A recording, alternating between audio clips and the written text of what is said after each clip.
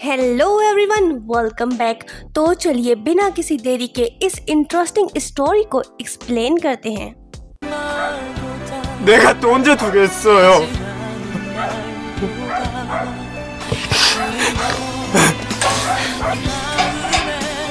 कहानी की शुरुआत में हम देखते हैं जंगहू को, जो कि हॉस्पिटल में है। तभी डॉक्टर आके उसे बैड न्यूज़ देता है कि जिस पेशेंट को वो यहाँ ले आया है वो मर चुकी है। ये सुन के जंगहू शॉक्ड होता है और कॉल मिला के अपने फ्रेंड को बताता है कि आज उसकी वजह से किसी की जान गई है। मतलब कि जंगहू खुद को नौजवान लड़की की मौत का जिम्मेदार समझ रहा है। देखना होगा कैसे। जंगहू अभी तक सदमे में है क्योंकि वो खुद को माफ नहीं कर पाया। तभी उसका फ्रेंड आके उससे पूछता है कि कैसे तुम्हारी वजह से ये लड़की मरी थी। जंगहू बताता है कि एक दिन जब वो घर वापस आ रहा था तो तभी रोड साइड में वो मिनी ट्रक से टकराने वाला था, पर खुशकिस्मती से सही टाइम पे एक लड़की ने आके उसे सेव किया।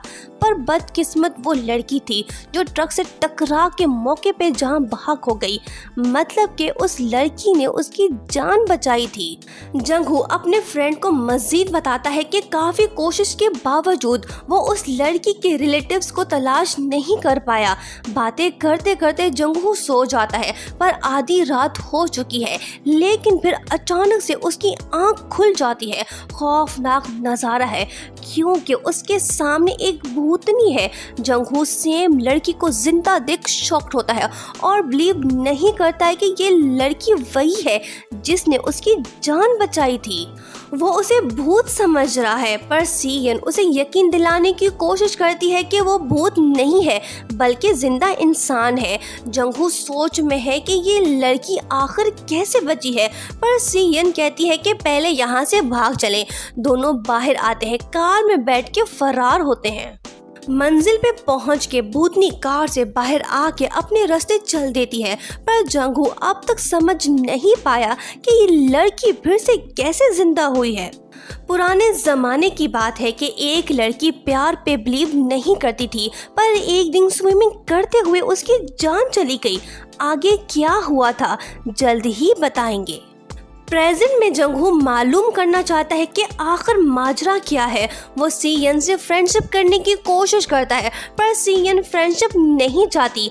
देखना होगा किस वजह से। सीयन एक सीधी सादी लड़की है, यही खूबी जंगहू को पसंद आ रही है, पर उसका एक सीक्रेट भी है जो किसी को मालूम नहीं।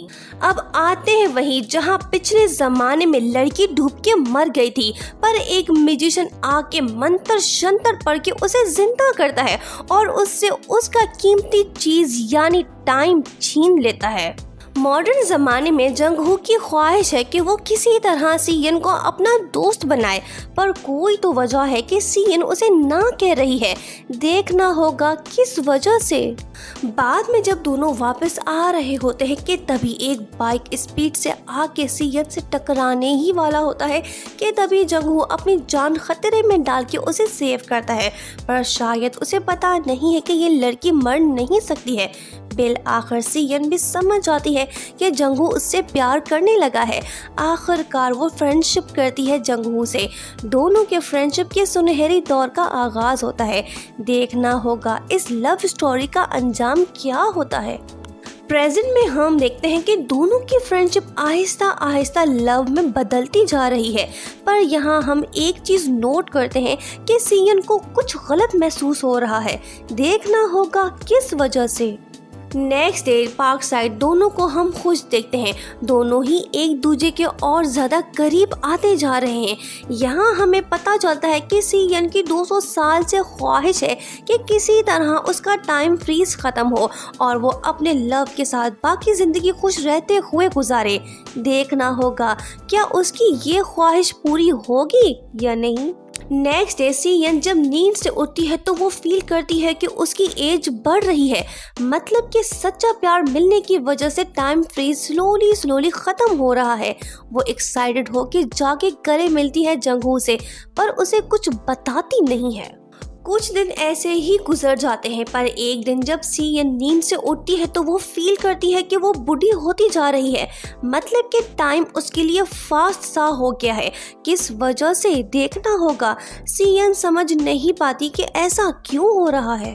अब चलते हैं पिछले जमाने के फालतू जादूगर के पास। वो हमें बताता है कि 200 साल से सीएन का टाइम फ्रीज था, पर अब उसके लिए टाइम फास्ट सा हो गया है क्योंकि उसे सच्चा प्यार मिला है।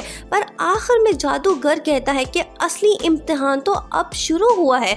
मतलब कि सीएन को किसी टेस्ट से गुजरना होगा।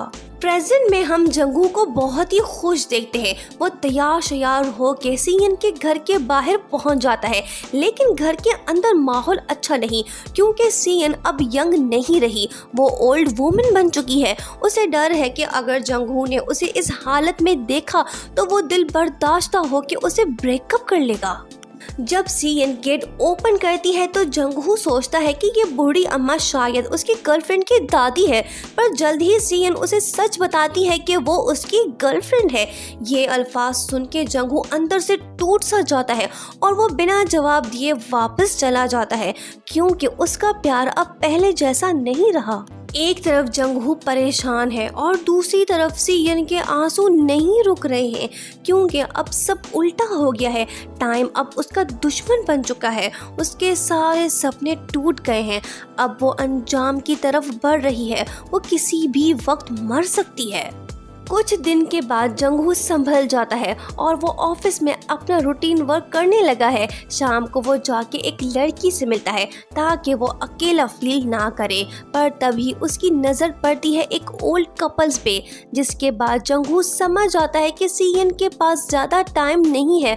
वो खुद को स्टूपिड कहता है क्योंकि उसने अपने लव को मरने के लिए छोड़ दिया है। एहसास होते ही जंगहू तेजी से भागता है सीएन के घर की तरफ। 세현 씨 안에 있죠? वहां पहुंच के वो जोर से उसे पुकारता है, पर सीएन जवाब नहीं देती है। पर हम देखते हैं कि सीएन कोशिश करती है कि वो जंगहू से आके मिले, पर पास आके वो नीचे जमीन पे गिर के बेहोश हो जाती है। जंगहू उसे देख नहीं पाता। अब वो पछता रहा है क्योंकि उसने सीएन के साथ गलत किया। मुश्किल वक्त में वो उसके साथ नहीं था, पर ड्रामे में ट्विस्ट तब आता है जब सीएन फिर से उठ जाती है। पर खुशी की बात यह है कि वो अब पहले जैसी बन चुकी है। मतलब कि जंगहू की वजह से वो इम्तिहान में पास हो गई है। जंगहू सीएन को दोबारा से देख खुश होता है। आखिर में हमें दिखाया जाता है कि दोनों शादी करने के बाद अच्छी जिंदगी गुजार रहे हैं। पर यहाँ हमें मालूम होता है कि सीएन का टाइम फ्रीज अब तक बरकरार है। तो आपको ये कहानी कैसी लगी हमें कमेंट करके बताएं। Thanks for watching. Please subscribe for more videos.